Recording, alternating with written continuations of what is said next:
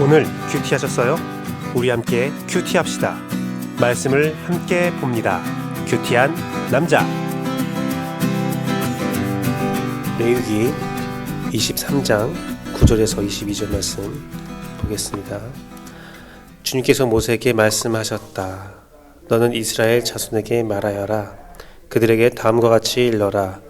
너희는 주가 주는 그 땅으로 들어가 곡식을 거둘 때에 너희가 거둔 첫 곡식단을 제사장에게 가져가야 한다. 그러면 제사장이 그 곡식단을 주 앞에서 흔들어서 바칠 것이며 주가 너희를 반길 것이다. 제사장은 그것을 안식일 다음 날 흔들어서 바쳐야 한다. 너희가 곡식단을 흔들어서 바치는 날에 너희는 1년 된 흠없는 어린 순양 한 마리를 주에게 번제물로 바쳐야 한다. 그것과 함께 바칠 곡식 제물로는 기름에 반죽한 고운 밀가루 10분의 2 에바를 바치면 된다. 그것을 불에 태워 주께 바치면 그 향기가 주를 기쁘게 할 것이다. 또 부어 드리는 제물로는 포도주 4분의 1 한을 바치면 된다. 너희가 이렇게 너희의 하나님께 제물을 바칠 바로 그날까지는 빵도 볶은 곡식도 햇곡식도 먹지 못한다. 이것은 너희가 사는 모든 곳에서 너희가 대대로 길이 지켜야 할 규례이다. 너희가 안식일 다음 날 곧 곡식단을 흔들어서 바친 그날로부터 7주간을 꼭 차게 세고 거기에다가 7번째 안식일 다음 날까지 더하면 꼭 50일이 될 것이다. 그때에 너희는 햇곡식을 주에게 곡식제물로 바쳐야 한다. 너희는 너희가 살고 있는 곳에서 주에게 만물로 흔들어 바칠 햇곡식으로 만든 빵 2개를 가져와야 한다. 그 빵은 밀가루 10분의 2 에바를 가지고 만들어야 하고 고운 밀가루에 누룩을 넣어 반죽하여 구운 것이어야 한다. 이 빵과 함께 너희는 1년 된 흠없는 어린 양 7마리와 소떼 가운데서 수송아지 1마리와 순양 2마리를 끌어다가 주에게 번제물로 바쳐야 한다. 이때에 꼭 곡식 제물과 부어 드리는 제물로 함께 바쳐야 한다. 이것이 제물을 태워서 그 향기로 주를 기쁘게 하는 살라 바치는 제사이다. 너희는 또 숫 염소 1마리는 속죄 제물로 바치고 1년 된 어린 순양 2마리는 화목 제물로 바쳐야 한다. 제사장은 그것을 받아 첫 이삭으로 만들어 바치는 빵과 함께 주 앞에서 그것들을 흔들어서 2마리 양과 함께 바쳐야 한다. 이것은 주에게 바친 거룩한 제물로서 제사장의 몫이다. 바로 그날에 너희는 모임을 열어야 한다. 그 모임은 너희에게 거룩한 것이므로 그날은 생업을 돕는 어떤 일도 하지 않아야 한다. 이것은 너희가 사는 모든 곳에서 대대로 길이 지켜야 할 규례이다. 너희가 밭에서 난 곡식을 거두어 드릴 때에는 밭 구석구석까지 다 거두어 드리지 말고 또 거두어 드린 다음은 떨어진 이삭을 줍지 말아라. 그 이삭은 가난한 사람들과 가나안의 신세인 외국 사람들이 줄게 남겨두어야 한다. 내가 주 너희의 하나님이다. 아멘. 하나님은 이스라엘 백성에게 곡식을 추수할 때에 어떻게 해야 하는지를 알려줍니다. 곡물의 첫 이삭 한 단을 바쳐야 돼요. 한 단. 그리고 곡물가루와 포도주 조금과 떡, 어린 양, 수소, 순양, 숫염소 등 다양한 제물과 다양한 절차들을 말씀하십니다. 뿐만 아니라 길가에 있는 곡식들은 추수하지 말아야 하고 또 추수하다가 떨어진 이삭들은 줍지 말고 가난한 이웃들이 먹을 수 있도록 배려하라고 하나님은 말씀을 하시죠. 성경에 보면 30배, 60배, 100배의 결실이 나옵니다. 땅의 비유에 씨 뿌리는 자의 비유에 나오는 말씀인데요. 근데 농부의 입장에서 보면 그 감동이 조금 다르다라는 이야기를 그 글을 읽은 적이 있어요. 30배, 60배, 100배의 결실이라고 하면 우리들은 와 놀랍다라고 하지만 농부가 볼 때는 좀 감흥이 다르대요. 약 10년 전 농업연구소에서 연구 결과가 하나 나왔습니다. 뭐냐면 한 알의 곡물을 심을 때에 몇 개의 나랄이 맺히는가에 대한 연구를 했어요. 10년 전에.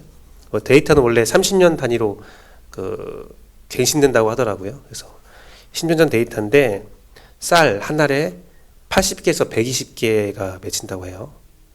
그리고 보리는 60개, 밀은 30개, 수수는 놀라지 마십시오.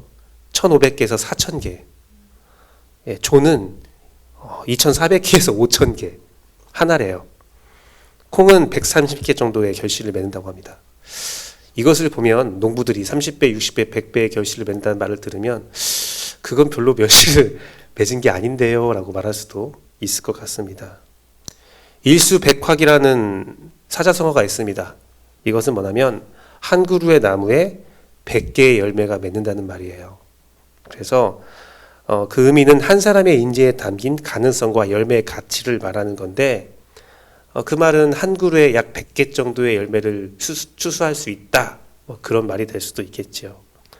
30배, 60배, 100배의 결실은 뿌려지면 많은 결실이 맺어진다라는 의미는 분명합니다. 하지만 입장에 따라서는 30배는 엄청난 결실로 여겨질 수도 있고 30배는 그냥 보통의 결실, 흉년이 아니다, 그냥 평작이다 라고 여겨질 수도 있습니다. 어쨌든 한 알의 씨알이 온전히 자라나 남는 결실은 어마어마하다는 것을 우리가 알 수가 있죠. 제가 이 말씀을 드리는 것은 결실에 대한 폄훼하는 생각도 아니고요. 결실을 위한 과정을, 그 노고에 대해서도 폄훼하고 싶은 생각은 전혀 없습니다. 다만 제가 여러분에게 이 말씀을 드리는 이유는 우리가 하나님의 은혜로 얻어지는 결실은 심어지는 것에 비해서 어마어마하다는 것을 말씀드리고 싶은 겁니다. 사도 바울은 그 말을 했죠. 항상 사도 바울의 삶에서 그 중심된 생각이 무엇이냐면 하나님이 나에게 구원이라는 어마어마한 큰 것을 이미 허락하셨으므로 내 삶에서 드려지는 것은 아무것도 아니다라는 거예요. 우리의 전생을 심어봤자 우리가 구원을 얻을 수는 없습니다. 하지만 하나님은 예수 그리스도의 보혈을 통하여서 우리를 구원하신 것이죠. 그런 관점에서 오늘 구약의 말씀을 보면 오늘 하나님께서 이스라엘 백성에게 요구한 것, 곡식 한 단, 동물들, 재물들, 또 이웃들을 위해서 남겨두라는 그 이삭들, 그것들은 하나님께서 우리의 손에 쥐어진 결실에 비해서는 아주 극히 일부분이라는 거예요. 너무 작은 거예요. 물론 이것도 사람에 따라서 다르게 느껴질 수 있습니다. 하지만 분명한 것은 하나님께서 한 해 동안에 우리에게 주신 은혜에 비하면 하나님께서 요구하시는 것은 매우 작은 것이다. 정말 작은 것이다. 그 이상 몇 개 아까울 수 있어요. 하지만 하나님께서 주어주신 그 은혜를 생각하면 너무 작은 것이다. 한 단, 곡식 한 단, 낫 한 번 되는 거잖아요. 그런데 하나님께서는 한 알의 씨앗을 통해서 몇천, 몇백, 몇십 배의 결실을 우리에게 이미 허락하신 것이죠. 하나님은요, 우리에게 절대로 무리한 것을 요구하시는 분이 아니에요. 하나님은 우리가 하나님의 보호 아래에서 평안하게 살기를 원하십니다. 하나님이 주신 것을 가지고 충분히 누리며 살아가기를 원하십니다. 다만 누리기 전에 이 누림이, 내가 누리고 있는 것이 누구 때문인지를 기억하고 확인하고 나의 주인이 누구인지를 알고만 있으라는 거예요. 하나님께서 재물을 바치라는 그 의미는 바로 그것입니다.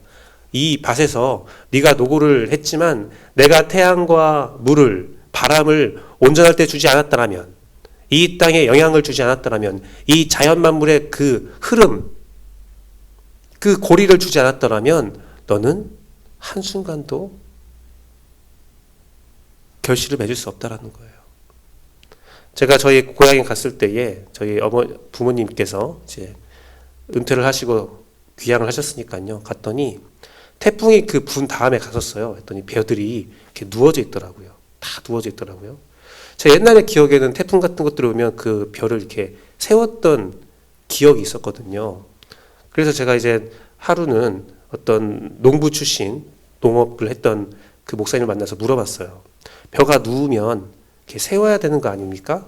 라고 물어봤더니 요즘에는 그런데요. 그게 그 나란히 이렇게 맺히기 전에 누우면 이렇게 세우기도 하지만 나달이 있는 장소에서 누우면 세워봤자 소용이 없다. 그냥 누우면 끝나는 거다. 하지만 그 누운 것이 그렇게 큰 피해가 안 된대요. 옛날에는 막 피해가 됐대요. 하지만 지금은 보험이 있대요. 국가에서 밭에 대한 보험을 들어줘서 누우면 오히려 좋지. 그래서 수고하지 않나도 그거에 대한 결실을 맺어지니까 뭐 누워도 괜찮아. 요즘은 그렇게 말하는데 그런 거예요. 우리가 이제 수고를 하지만 태풍이 한번 싹 끄스고 가면 다 단이 누워버리는 거예요. 지금은 국가 시책으로 그것들을 보상을 해주지만 보상이 없을 때는 태풍이 불면 농부들은 나가서 그 바람이 분화해서 그 나날이 눕지 않도록 그 붙잡고 하루를 버티는 겁니다. 하나님께서 허락하지 않으면 한순간도 어떠한 나날도 거둘 수가 없는 겁니다. 거둘 수가 없어요. 연구 결과 한 달의 밀알에 몇백 개, 몇천 개의 결실이 맺는다 해도 하나님께서 허락하지 않으면 그 모든 것들을 얻을 수가 없다는 겁니다. 얻을 수가 없어요. 그렇기 때문에 주님께서는 우리가 그것들을 누리기 전에 하나님께 드릴 부분을 바치라는 거예요. 아주 일부분을 바치라는 거죠. 그 일부분을 바침으로 우리에게 기쁨을 충만히 누리게 하고 우리에게 평안을 충만히 누리게 한다는 겁니다. 하나님은 우리에게 넉넉하게 주신다는 거예요. 우리가 하나님 앞에서 명령을 잘 순행하면 우리가 드린 것의 몇백 배의 몇천 배의 보상을 하나님께서 허락하신다는 겁니다. 아주 작은 부분. 아주 작은 부분 드리는 것도 사실은 쉬운 것이 아니지요. 하지만 기억하십시오. 보상은 100% 사실의 말이라는 거예요. 이 드림을 더 잘 드리기 위해서 여러분에게 한 가지 말씀을 더 드리도록 하겠습니다. 모든 소유주의 대신, 모든 것의 소유주가 되신 하나님을 인정하지 않고 혹시라도 이 세상의 것을 사용한다면 그것을 누리는 것은 하나님은 도적질이라고 말하였습니다. 세상에서 상상할 수 없는 부를 축적하고 소유했다고 할지라도 하나님께 드림이 없다면, 나의 소유가 주인이 하나님이라는 사실에 대한 고백이 없다면 그것은 도둑질을 하는 것이죠. 그 도적질은 세상이 모르고 아무도 모른다 할지라도 언젠가는 그 심판을 받게 됩니다. 그러나 하나님께 드려야 될 부분을 드린다면 내가 세상에서 누리는 모든 것들은 하나님께서 허락하시는 온전한 나의 권리가 되는 것입니다. TV 프로그램에 옛날에 그런 프로그램이 있었어요. 고위 납세자들이 있습니다. 고액 납세자들을 따라다니면서 왜 세금을 내지 않는지, 또 방송을 하면서 카메라를 들이대면서 세금을 낼 의향이 있는지를 물어보는 프로그램이 있었습니다. 고액 그 세금 납세자들은 어떤 생활을 살고 있다면 고급 저택에서 풍요로운 삶을 살고 있는 모습이 많이 비춰졌습니다. 물론 방송에 나가기 위해서는 그런 사람들을 방송에 내보내야 되기 때문에 편집을 했겠죠. 하지만 그들이 세금을 내지 않는 이유를 보면 어떻게 되냐면 고의 이혼을 하는 거예요. 고의 이혼을 해서 다 배우자 재산으로 돌리고 난 재산이 없다라고 말하거나 여러 가지 편법을 사용해서 세금을 내지 않는 방법들을 연구하면서 풍성하게 살고 있는 거죠. 우리가 그 모습을 보면서 그것이 정당한 권리를 유지하고 있다라고 말할 수 있겠습니까? 그 생활을 사는 사람들은 자기 친구들에게 말하겠죠. 야, 이 멍청아, 세금 내지 않는 방법이 있어. 이것들을 누리는 방법이 있어. 전달하겠죠. 그것이 자기의 권리인 양, 지혜인 양 살아가겠죠. 하지만 법적으로 그들은 그 권리를 가질 자가 아니라는 거예요. 사랑하는 성도 여러분, 오늘 말씀을 통하여 또 제가 드린 말씀을 통하여서 교훈을 받기를 원합니다. 여러분이 지금부터 누리는 모든 것들을 하나님이 주시는 축복과 권리로 받기 위하여 하나님께 드려야 할 부분들을 생각하시고 바치는 여러분 되길 소망합니다.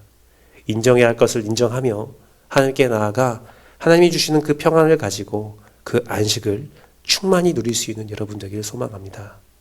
하나님이 주시는 것은 우리가 바치는 것보다 너무나 많습니다.